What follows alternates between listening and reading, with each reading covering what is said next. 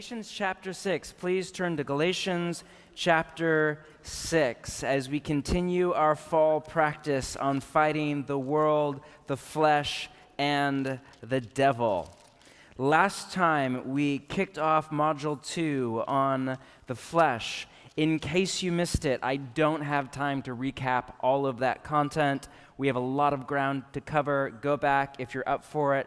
Listen to the podcast. Short version. We define the flesh as the base, animalistic, primal drive in all of us for self-gratification. Put another way, it's the part of our heart that is bent away from God and from His definition of good and beautiful and true, and is instead, in the language of the 4th century African theologian Augustine, turned in on itself. And calling out this corner of our heart is just naming an aspect of the human condition that we all have to fight, follower of Jesus or not. This inner tug of war between our mixed desires, some of which are good, others and healthy, others of which are the exact opposite.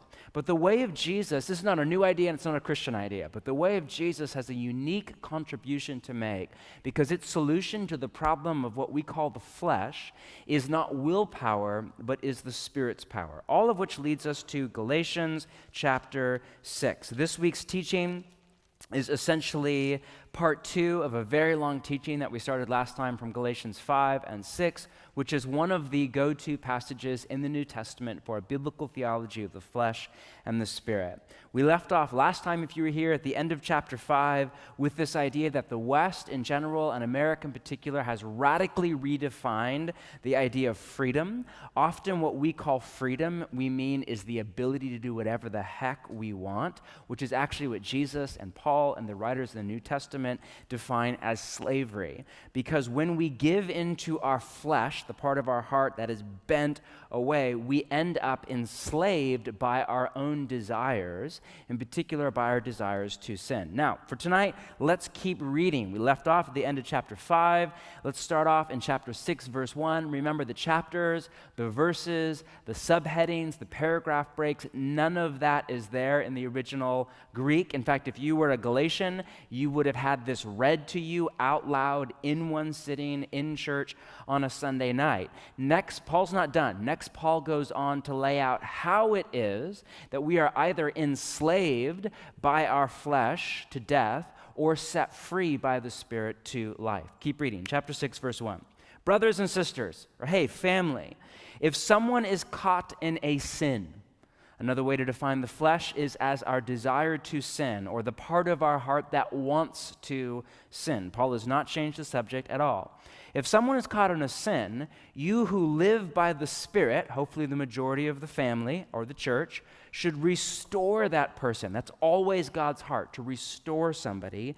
That person gently. That's the emotional and relational tone of a family and of an apprentice of Jesus to another apprentice of Jesus. But watch yourselves, or you may also be tempted.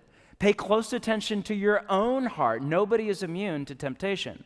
2, carry each other's burdens, which in context is not like grief or trauma or pain, but is actually temptation.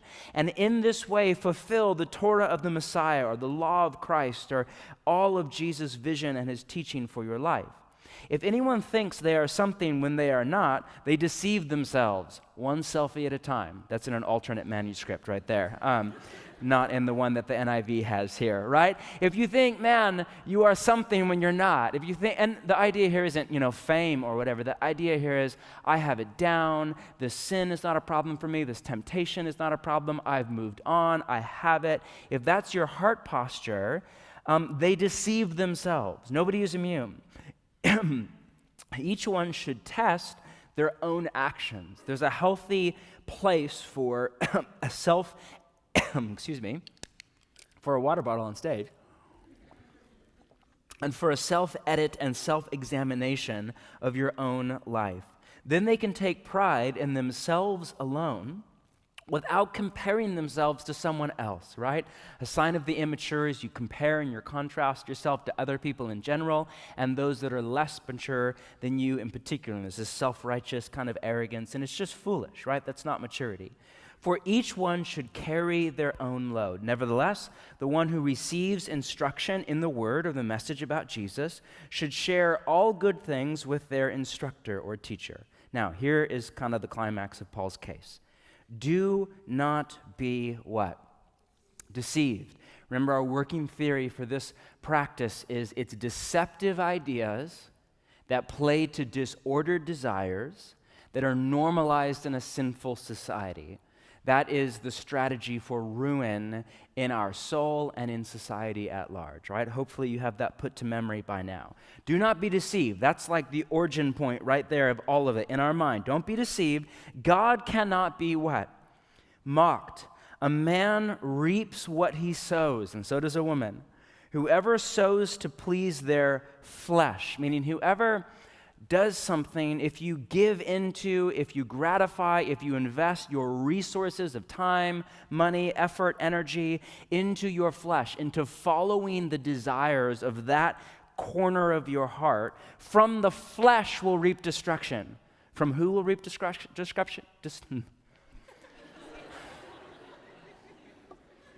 Moving on. From who? From the flesh, right? Not from God. Right? It's from the flesh. 9 times out of 10, the punishment for sin is the consequences of sin. Has little to nothing to do with God. It's just God. It's just you and I running our own course. On the other hand, here's the good news.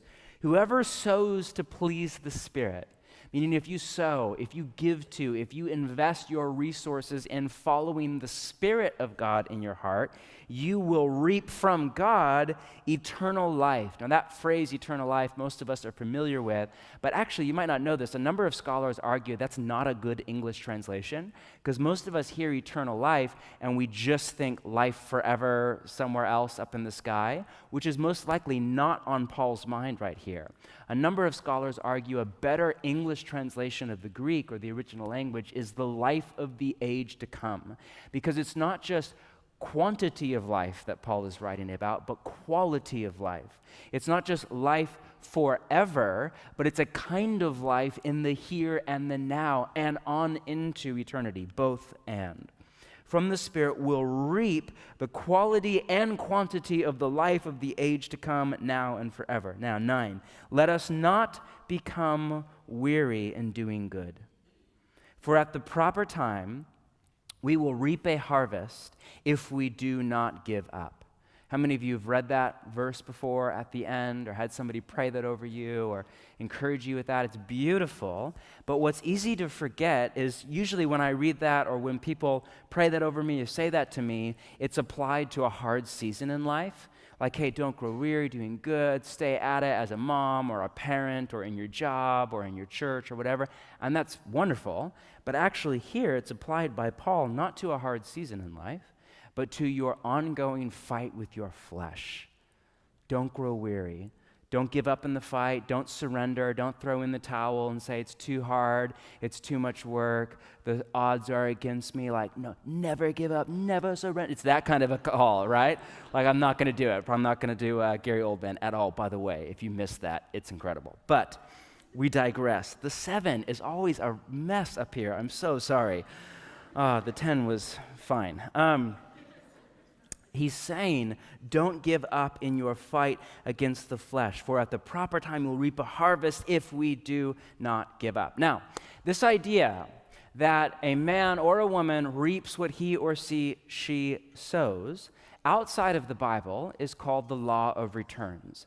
And there are other, this is not a Christian idea. Again, this is just a human condition idea. There are other ways to state it. What goes around comes around, like father, like you get out what you put in. You get what you deserve. No pain, no gain. Garbage in, garbage out. Karma.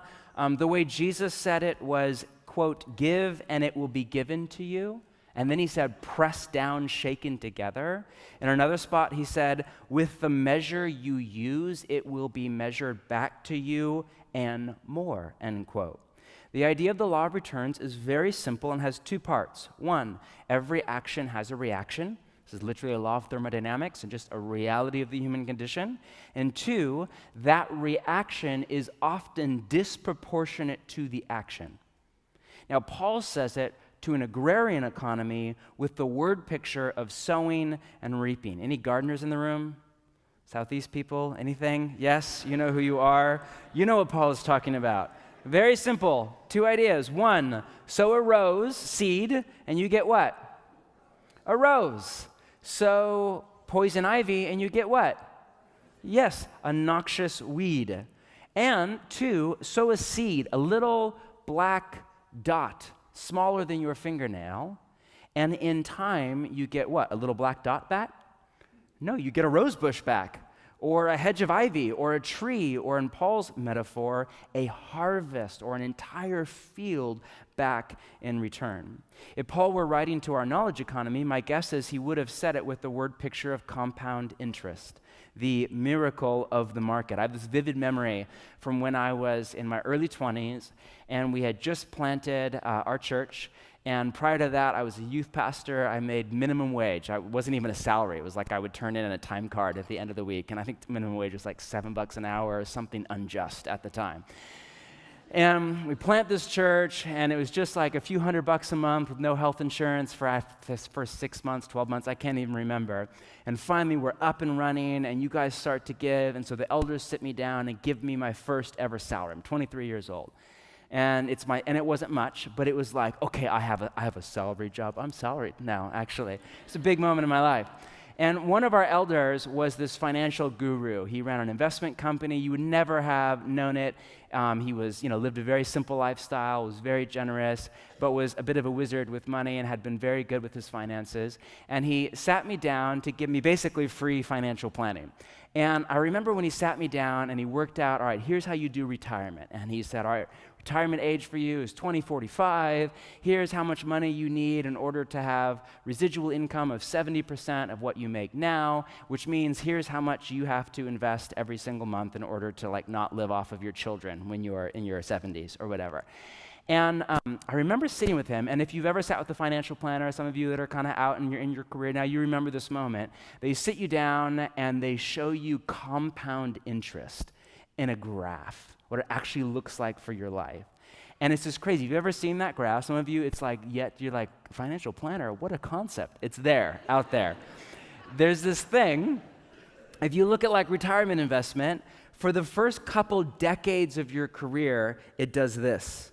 It just not even inches up. It isn't even centimeter up, just kind of a notch up. So it's through your 20s, it does this. Through your 30s, it goes up a little bit. Through your 40s, it goes up a little bit. And then all of a sudden in your 50s, you just become Bill Gates in 10 years. It just at the very end, it's compound interest. It's the same as a population growth around the world or whatever. It just does this for a long time. And then all of a sudden, the miracle of compound interest, it just goes like this. And I remember him sitting down with me and saying, listen, it's not about how much money you invest, it's about how early you start. And he had some crazy stat, and Doug, you would know what the math is. I don't remember. All of you finance people, just roll your eyes at this next part. But he had some crazy stat, you're 23, and if you put in $200 a month starting now, you will have twice as much in retirement as if you were to put in $2,000 a month when you're 43. Or I have no idea if that math is right. Something like that. Doug down here knows. Something he was one of our elders at the time. Something like that is true. It's this dramatic number. And I remember thinking, wow. And to this day, I don't think about it much, but maybe once a year, it comes to mind, and I log into my little investment portfolio, and I see what I have. And it's been 15 years now, and there's not much there, but it's not a retirement, but maybe a really nice vacation, But I don't stress because I've been really good with my money, and I've put it all away 15 years now in, and I remember the compound interest graph in my mind. And I know this is not supposed to do much at 38, not even at 48, but at 58, oh, baby, we're going out to Tusk twice a week for the rest of our life. I know that's coming, right? No, on a serious note, I know because this is the miracle of compound interest, which is not only a financial reality, but listen carefully. Here's why I tell you that story. It is a life reality. Theologian Cornelius Plantinga, in his masterpiece of a book on sin, which we have out there in our recommended reading, writes this: no matter what we sow, money or otherwise, the law of returns applies. Good or evil, love or hate, justice or tyranny, grapes or thorns, a gracious compliment or a peevish complaint, whatever we invest, we tend to get it back with interest. Lovers are loved, haters hated, forgivers usually get forgiven. Those who live by the sword die by the sword. God is not mocked, for you reap whatever you sow. Again, follower of Jesus or Buddhist or agnostic or whatever, it does not matter. This is just how things are in the universe. Trying to get around this is like trying to get around the law of gravity. All that to say, and stay with me here, Paul applies this idea of the law of returns not to your retirement nest egg to make a case for why you should invest in your 20s. He applies this law of returns to your spiritual formation and to mine. If that language is new to you, all we mean by that is the process by which we are formed from our spirit, from our inside out, to become a very specific kind of person, for better or for worse. Let's flesh this out. Every time we, quote, sow to our flesh, in Paul's language, put another way, every time we give into our flesh's desire to sin, we plant something in the soil of our heart that then begins to take root and grow, and eventually to yield a character. And vice versa. Every time we sow to the Spirit, every time we give in to the Spirit's impulse in us toward love and Jesus' definition of life in the kingdom, we plant something in the soil of our hearts. And then it begins to take root and grow, and in the end to yield a character. Again, Plantinga goes on. Inside a given human life, the dynamics of sowing, reaping, and resowing lie behind the process of character formation. Dispositions and acts, by dispositions he means the way you think and feel and kind of move through the universe, and acts, your habits, the decisions you make, form your character, which then forms dispositions and acts. You see, there's a cycle. A mere state of mind can eventually swell to become a person's destiny, say negativity. We'll use that as an example in a minute. A fuller statement of the great law of returns would therefore go something like this: sow a thought and reap a deed. Sow a deed and reap another deed. Sow some deeds, all of you in the mood to do that, and reap a habit. Sow some habits and reap a character. Sow a character and reap two thoughts. The new thoughts then begin to pursue careers of their own. Meaning, the cycle begins to feed off its own energy and either spiral out of control into disaster, what he calls destruction, or culminate in Christ-likeness.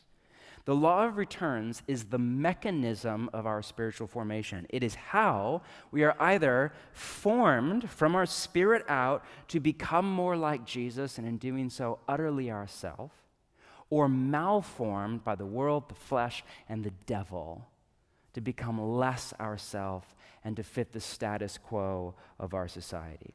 To get a little more clarity on this idea of the law of returns and its relationship to our spiritual formation, let's run this idea through the lens of psychology, philosophy, and theology. Because remember, prior to the Enlightenment, prior to the compartmentalism of modern kind of academic and the university system, these three disciplines were all one discipline that was spirituality or apprenticeship to Jesus. So on that note, and again, I know just enough to be dangerous, but we'll see how this goes. First off, psychology. Charles Duhigg, in his best-selling book, The Power of Habit, popularized what psychologists have been saying for decades, that our choices become our habits, and our habits in turn become our character, and as Ralph Waldo Emerson so famously said, our character becomes our destiny. Put another way, we make our decisions, and then our decisions make us. And this idea of the power of habit, if you listen to it on a podcast or read a popular self-help book, is a fun little idea when you apply it to your workout routine or your workflow or your email, but it's a sobering reality when we apply it to our spiritual formation. Dr. Erich Fromm, not a follower of Jesus by any stretch of the imagination, he started out as a rabbi, then after living through 2 World world wars, became an atheistic Jewish German psychologist, and in his research on Nazism came to the conclusion that nobody is born evil. Instead, people become evil, this was his thesis, quote, slowly over time through a long series of choices. His book, The Heart of Man, is still like a go-to text in psychology. He writes this: the longer we continue to make the wrong decisions, the more our heart hardens. This is why the more you sin, the less you feel bad about it. The more often we make the right decision, the more our heart softens. This is why the longer you follow Jesus, the actually more you feel your sin. It's so counterintuitive. Or better, perhaps, comes alive. That sounds like Jesus or Paul. Each step in life, which increases my self-confidence, my integrity, my courage, my conviction, also increase my capacity to choose the desirable alternative. Meaning when you have two mixed desires, think of last time, the flesh and the spirit, your capacity to choose the right thing. Until eventually it becomes more difficult for me to choose the undesirable, the flesh, in our framework, than the desirable action, the spirit. Meaning you come to a point in your apprenticeship to Jesus where it would be easier to compliment somebody than to criticize them. Easier to love your enemy than to harbor anger and bitterness. Easier to trust God than to stress out. Sometimes it takes decades, but you get to that point. On the other hand, each act of surrender and cowardice weakens me, opens the path for more acts of surrender, and eventually freedom is lost. More on that in a minute. Between the extreme, when I can no longer do a wrong act, I'm a few years away from that one, and the extreme when I have lost my freedom to right action, meaning you can't do the right thing. There are innumerable degrees of freedom of choice, and most of us live in that awkward middle. Most people fail, listen to this, in the art of living, not because they are inherently bad or so without will that they cannot lead a better life. They fail because they do not wake up and see when they stand at a fork in the road and have to decide. His point is, the fork in the road, the tip of the spear, is the daily decisions, the innumerable number, thousands upon thousands upon thousands of ordinary, boring, thoughtless, daily decisions that eventually shape us into who we do or do not become. Think of your character, and out of that, your destiny, as the cumulative effect of a million tiny decisions you make. Take an example as drastic as, say, an affair, one of the few things that is still kind of off limits in our sexual economy. Nobody just wakes up one morning in a happy marriage and has an affair that night. I'm sure there's one example, but as a general rule, nobody. In every story I have ever come across, which are sadly way too many, the affair started not with the act of infidelity, but 1,000 acts earlier. Not with the decision to cheat, but 1,000 decisions earlier. The decision to watch this movie, or skip date night, or make this flirtatious comment to a coworker, or move here, or not go to therapy, or whatever it was. There were 1,000 tiny, mundane decisions made over, most of the time, years if not decades, that all built up to a head and brought ruin from the substrata to the surface of a life. And the same is true for a non-dramatic example. Take something like negativity. Which is something I struggle with, that's why I think of this one. Every decision that we make to complain or criticize or play the victim or focus on the negative, we become more and more the kind of person who is by nature negative, nitpicky, unhappy, kind of not that fun to be around, until eventually we lose our very capacity to, in the language of Jesus, rejoice, to celebrate all that is good and beautiful and true in his world, to live with ease and gratitude and appreciation and wonder, and in the end, love for God, for the other, and for our life. In the beginning, we have a choice, but eventually we have a character. All of that leads me to our second discipline, philosophy. One of the great questions of philosophy is over free will. Do we have free will? What exactly is free will? And there's all sorts of debate, in particular now with neurobiology and evolutionary psychology, in both the academy and inside the church, in particular between the Calvinistic and other schools of theology.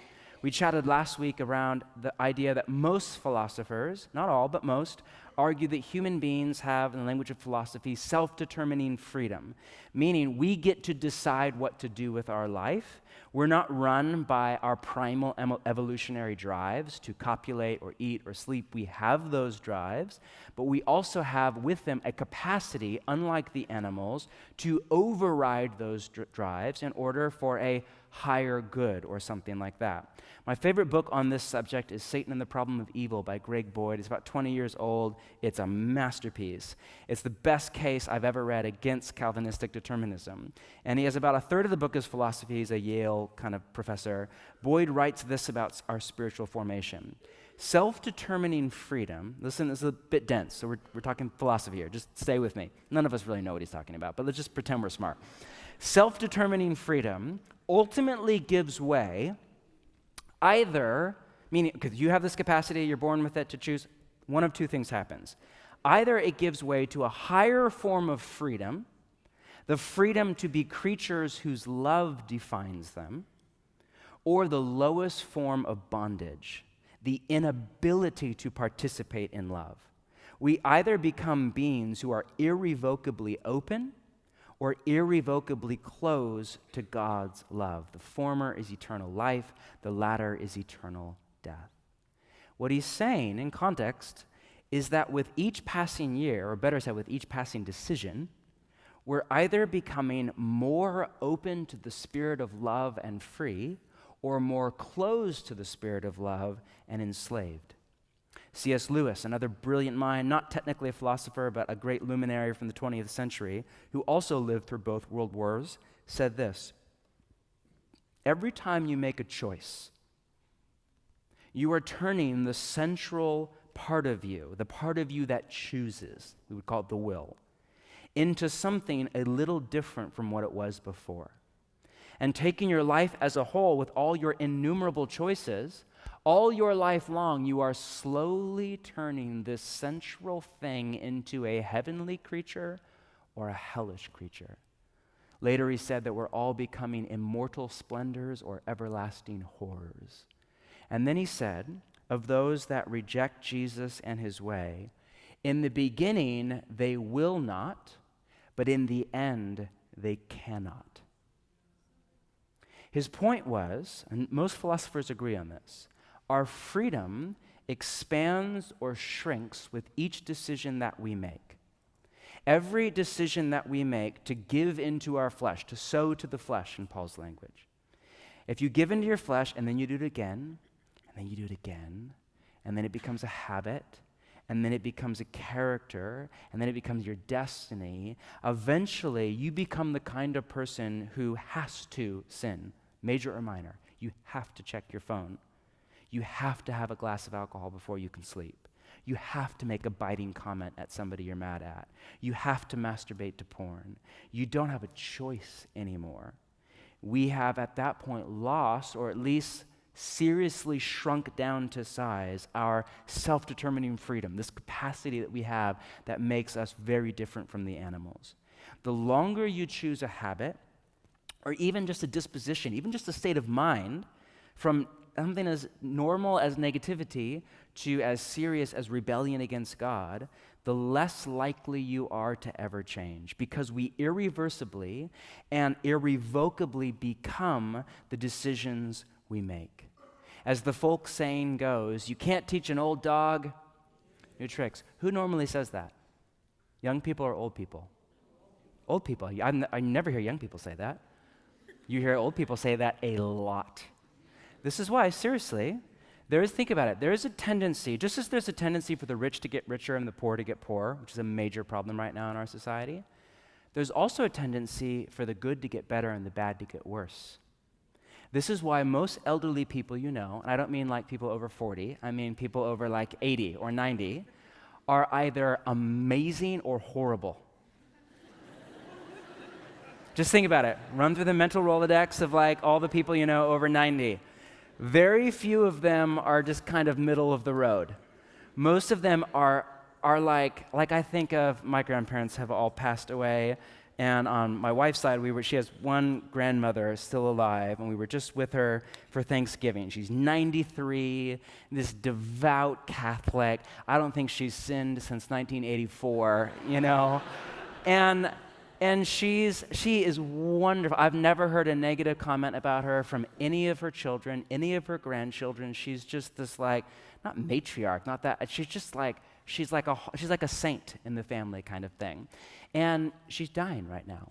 She just got out of the hospital, bad fall, was moved into assisted living, doesn't have a single friend. I mean, by all accounts, her life is miserable right now. And I sat with her and chatted to her for maybe, 30 minutes, 45 minutes before Thanksgiving dinner. I could not get her to say one negative thing. The closest thing she ever got to a complaint was one line, "Getting old is for the birds," she said. It's the closest thing.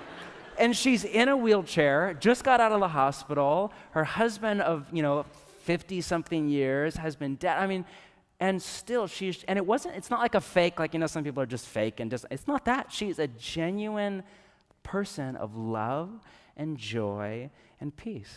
That's what happens when you follow Jesus. When I'm around people like that, they make me first off question the doctrine of original sin and seriously consider John Wesley's idea of sinless perfection. If you know that idea, Wesley, one of the great leaders of church history, actually thought that we can come to the point in our apprenticeship with Jesus when we don't sin anymore. Most of us that are a little bit younger, we think that sounds ridiculous. Come on, back to earth. Hang out with some 93-year-olds who've been following Jesus since like World War I, and you're like, oh, maybe that is a thing, sinless perfection. You know what I mean? Like, when they come down to receive communion, you're like, what are you repenting of? I'm not sure. Too much TV Guide or something? I don't know. What are you repenting of?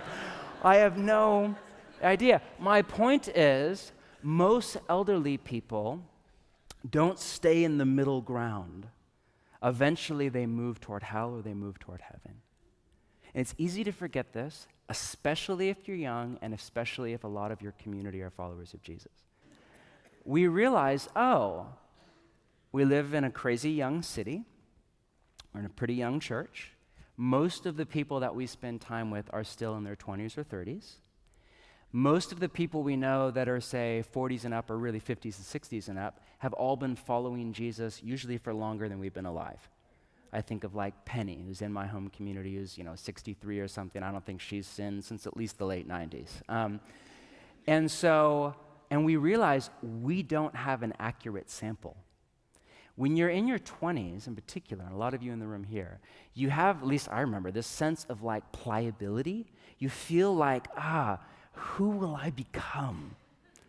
I hate to break it to you, that feeling goes away after a while.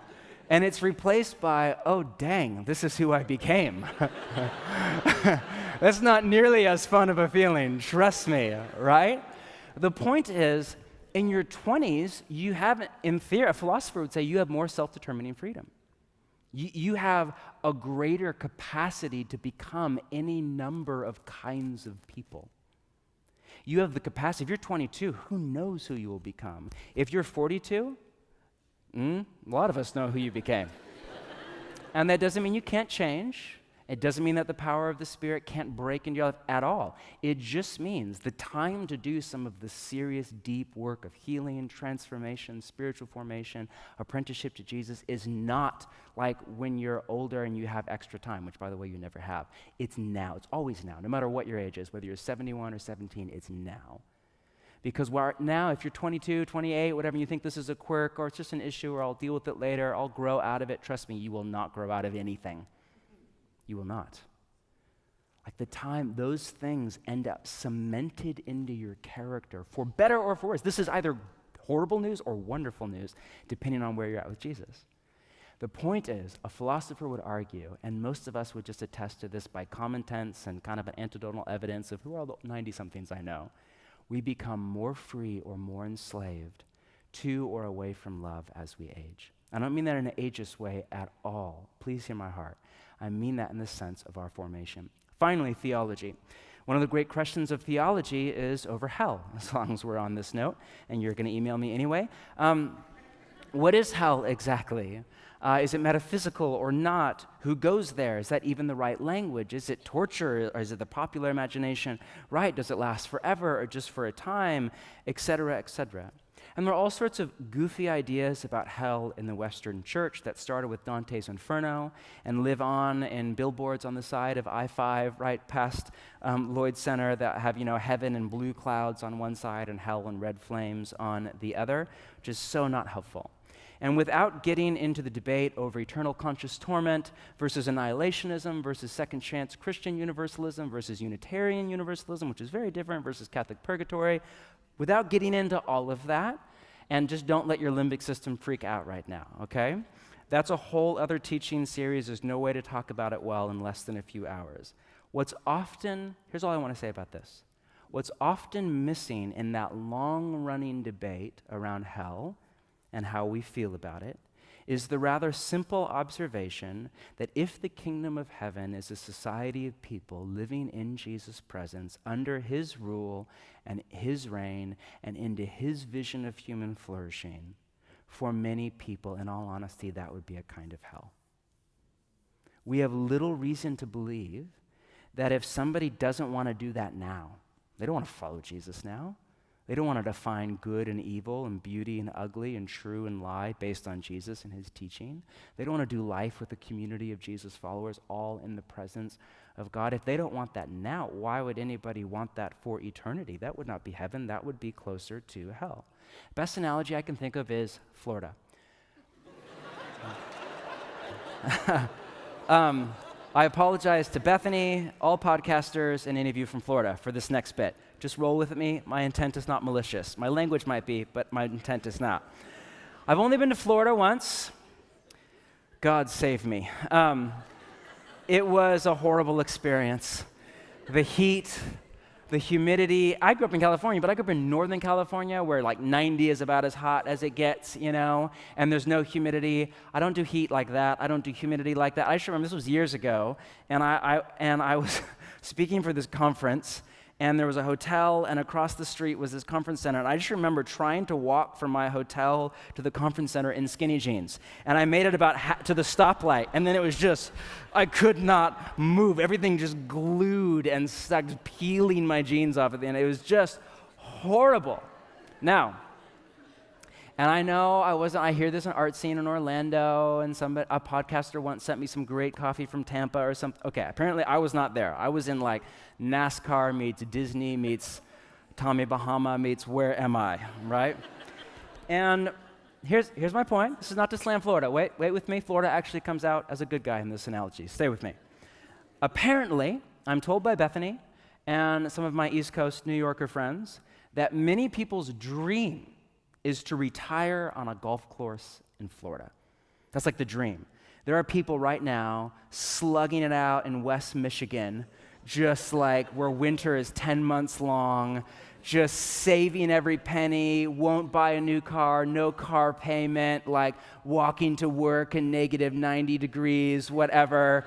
Don't go out to eat, just saving for someday. The dream is to retire on a golf course in Florida. For some people, that would be heaven on earth. Not for me.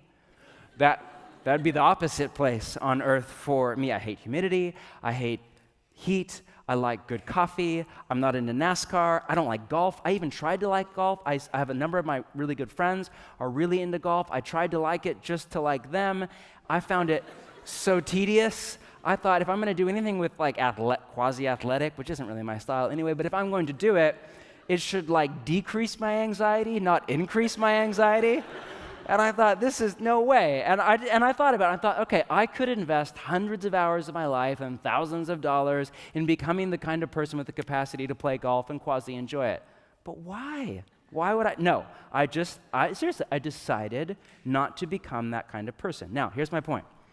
Through a long series of decisions made both by me and by my parents and my grandparents who immigrated to California and Oregon, I have become the kind of person for whom retirement on a golf course in Florida would be a kind of hell.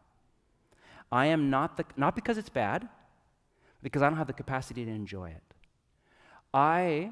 Sounds like probably would be a great life. But I have not become the kind of person through my spiritual formation who would even enjoy what other people have been working toward their entire life.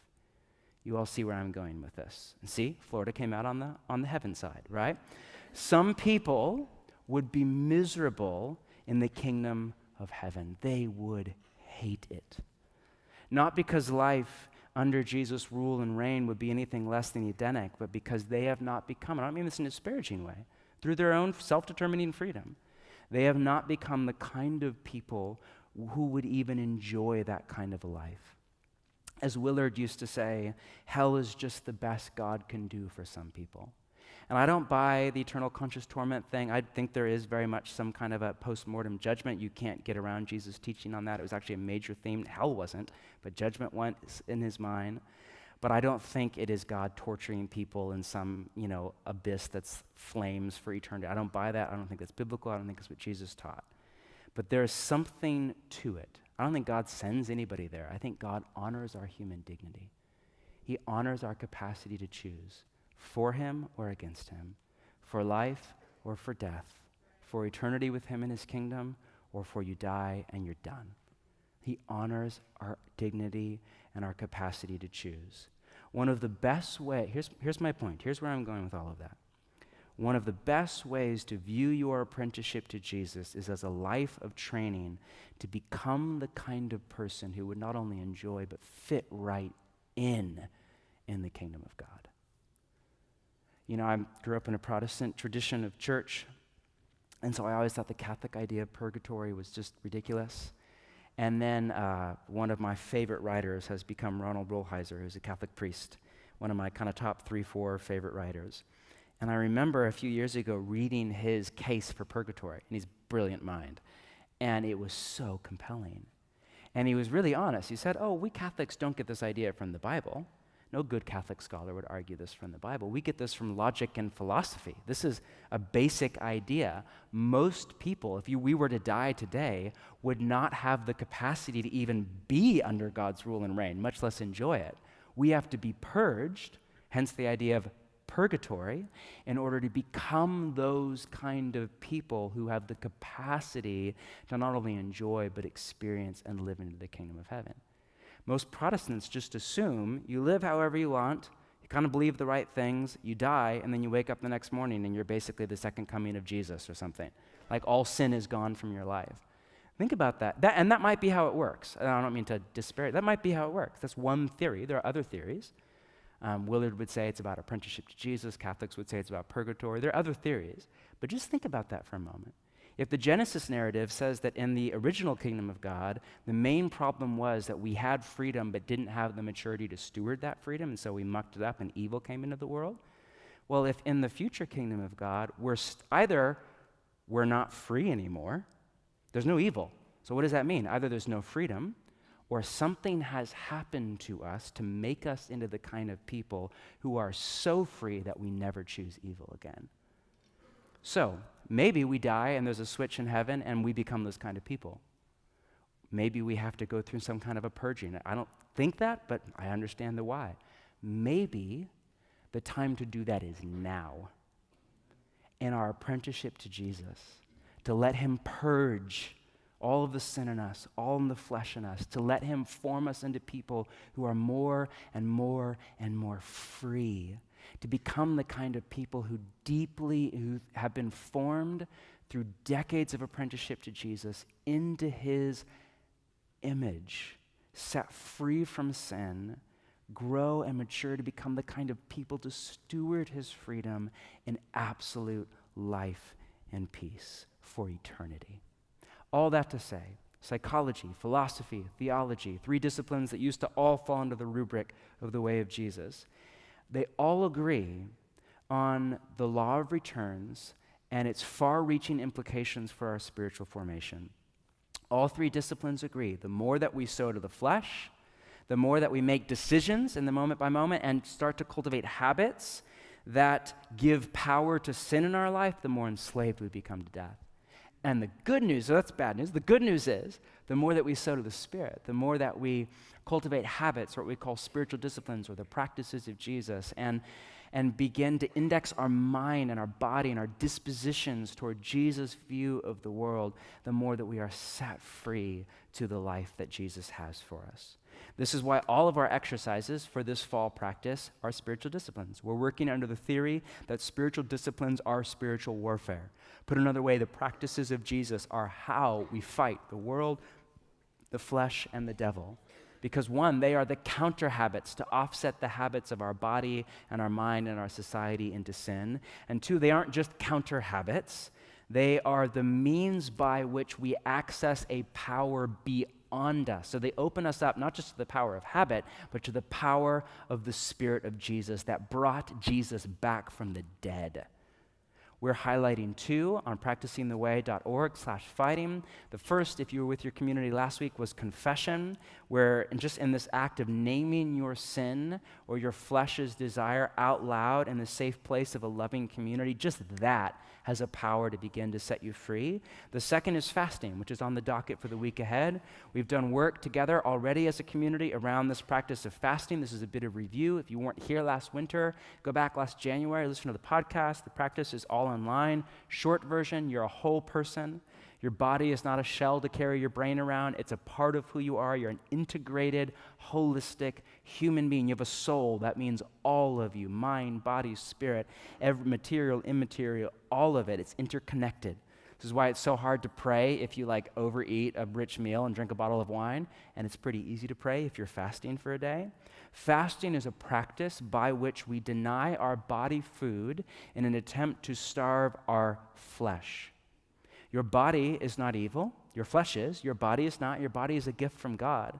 But like all gifts from God, it has been corrupted by sin, which is why eventually, no matter how vegan you are and how much you juice and exercise, which I'm all for, you will still eventually die, just later than everybody else. Fasting, and this is true of all the spiritual disciplines, but especially this one, is a way to turn your body from an enemy in your fight with the flesh into an ally.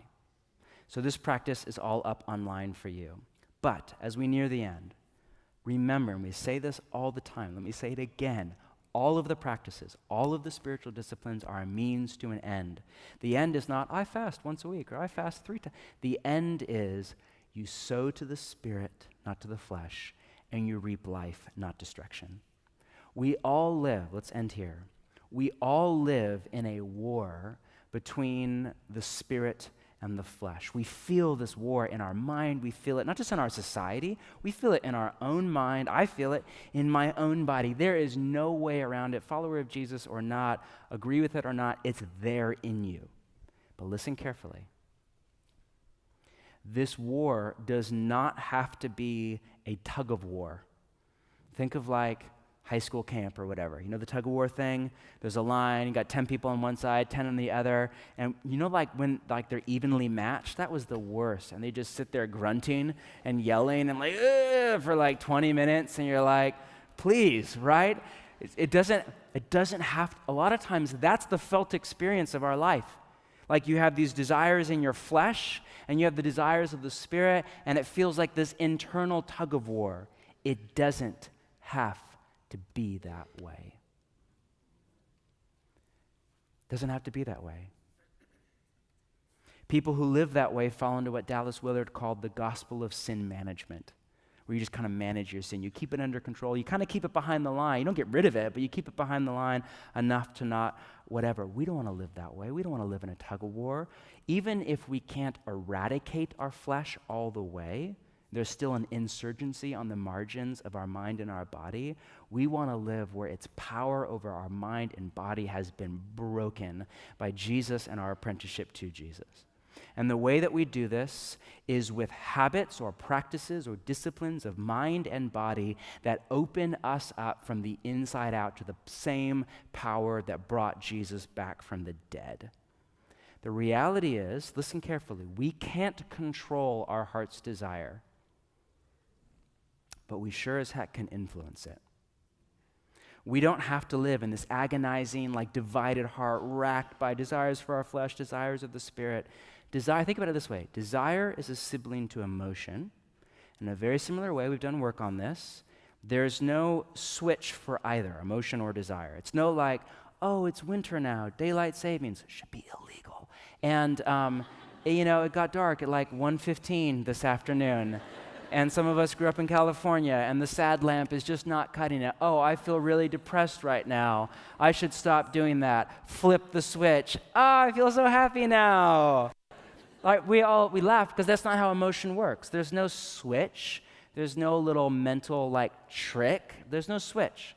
And desire is very similar. There's no switch off like, oh, stop the desire to lust. Oh, stop the desire for an affair. Oh, stop the desire to abandon Jesus. Oh, there's no switch anywhere in you. But listen, that does not mean that we don't have a say in our emotions or our desires. With emotions, our feeling generally follows our thinking. So if you want to augment your emotions, it's very simple. You change what you think about, because we can't control what we feel, but we can control, for the most part, what we set our mind on. Desire works along the same lines. We can't control what we desire, but we can control what we give our mind and our body to, and we can augment the desires of our flesh through habits that index our mind and our body toward the Spirit of God. This is why the writers of the New Testament and theologians in general hold us accountable not just for our sin, but for even our temptation. Not just for the act, but even for the desire to act in sin. Because even though we don't have control over our temptation, we do have, Jesus was tempted. Temptation is not sin. But the nuance there is we do have a say in how much and how often we are tempted and to what extent it has power over our heart. All that to say, land the plane.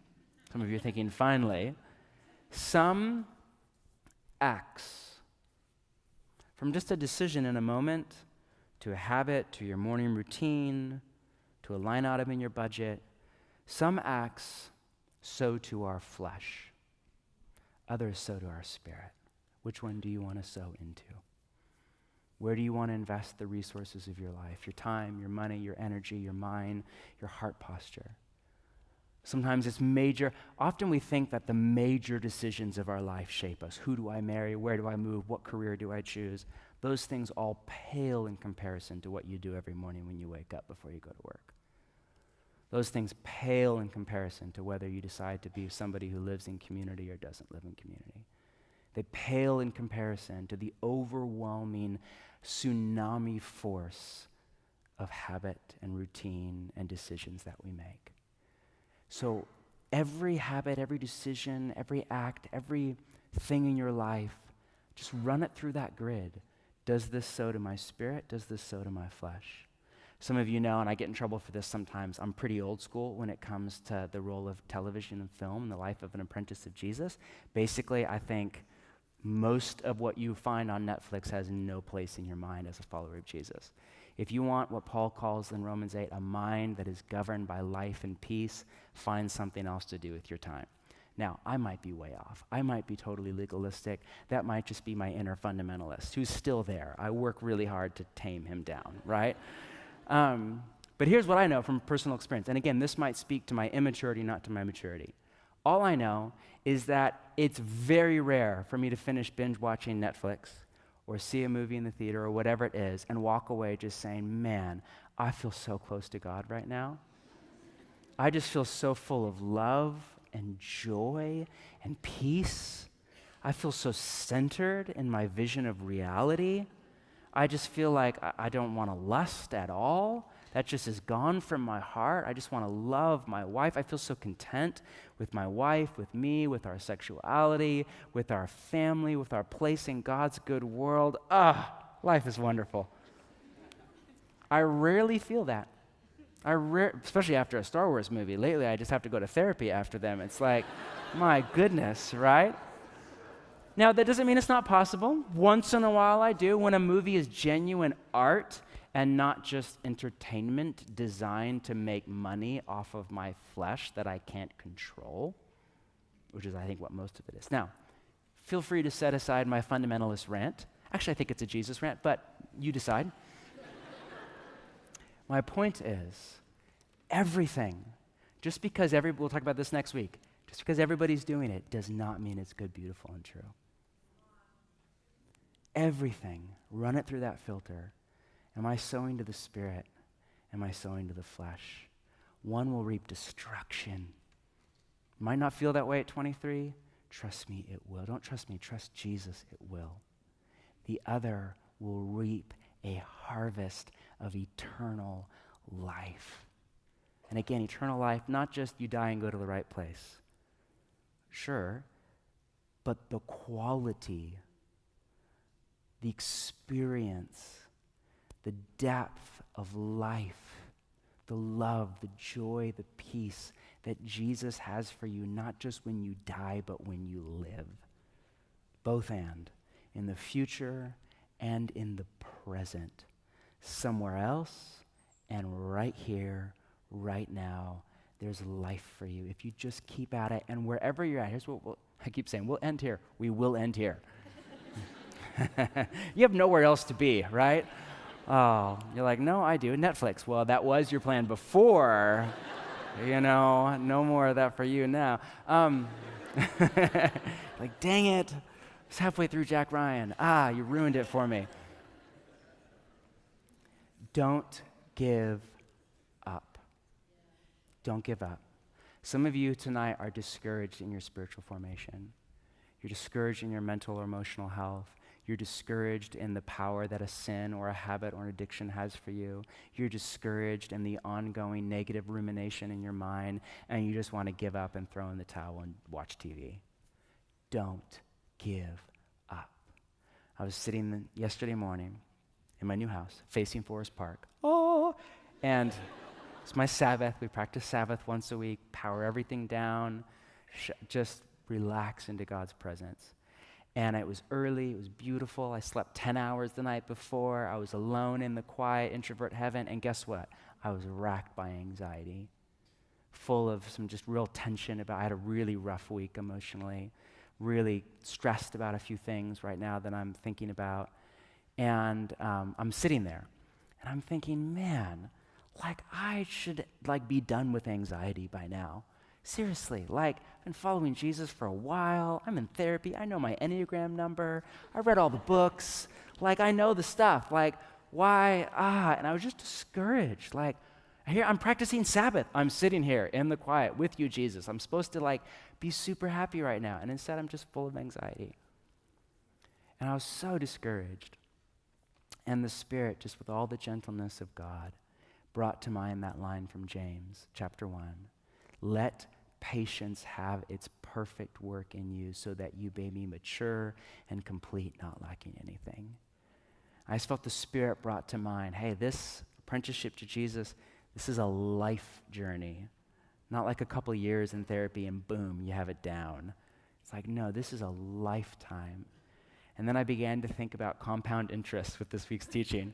Began to think about sitting down with Steve Marshman at 23 and the graph for retirement. Then I started to apply that to my anxiety, right? Or my peace. This is peace in my 20s. This is peace in my 30s. A little better, but peace in my 40s. 50s. I am so awesome. You don't even know. You just want a non-anxious presence in your life who's just unfazed no matter what. Come back and visit me in 20 years, all right? And seriously, that is the idea. Don't grow weary in doing good. Don't grow weary in sowing to the Spirit, not to the flesh.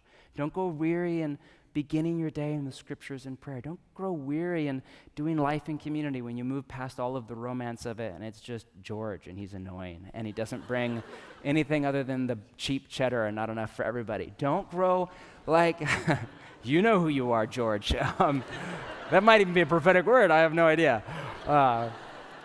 Don't grow weary. Just keep sowing to the Spirit, saying no to your flesh, and in due season you will reap a harvest, the fruit of love and joy and peace and patience and kindness and gentleness and all things Jesus, if you do not lose heart. Let's stand together and pray.